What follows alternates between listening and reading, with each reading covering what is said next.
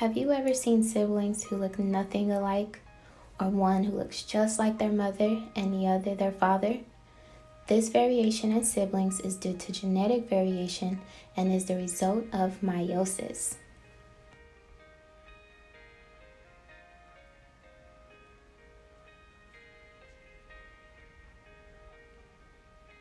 Meiosis is a cell division that begins with one cell and ends in 4 non-identical daughter cells. These daughter cells mature, becoming functioning gametes. Gametes, or sex cells, are comprised of 23 chromosomes. In women, this process begins before birth, ceases, and then begins again during puberty. Gametes produced in women are called egg cells. Egg cells are produced in the ovaries, and although there are 4, only 1 is viable. The other 3 are considered polar bodies.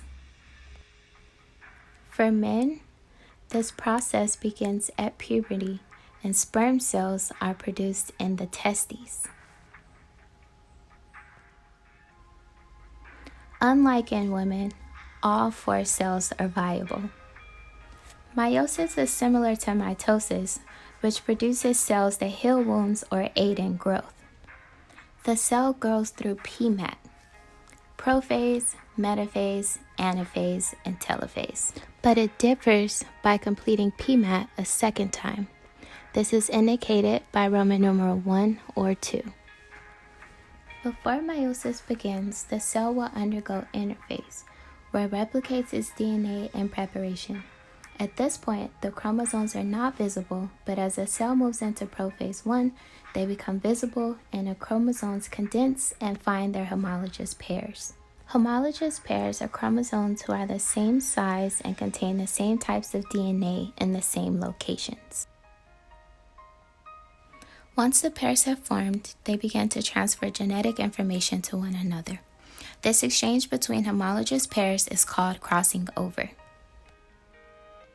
Metaphase 1 begins and the homologous pairs move toward the middle of the cell.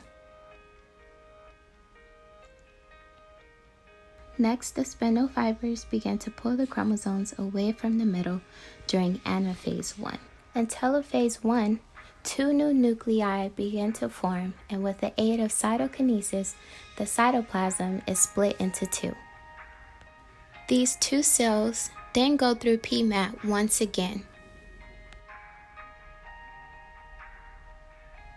Prophase 2 differs from prophase 1 because the chromosomes do not find their homologous pair, nor is there any crossing over. Instead, the spindles form and metaphase 2 begins. The chromosomes line up in a single file line in the middle of the cell, not in pairs like in metaphase 1.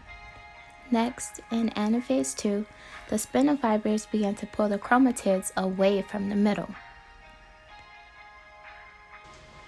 Finally, in telophase 2, the nuclei will reform and the cell will divide again with the help of cytokinesis, resulting in 4 cells who have 23 chromosomes each and are different from each other and the parent cells. Sometimes these cells don't separate correctly, resulting in non-disjunction, which contributes to genetic disorders. However, when viable gametes unite, they form zygotes, a new organism with 46 chromosomes, 23 from its mother's egg and 23 from its father's sperm.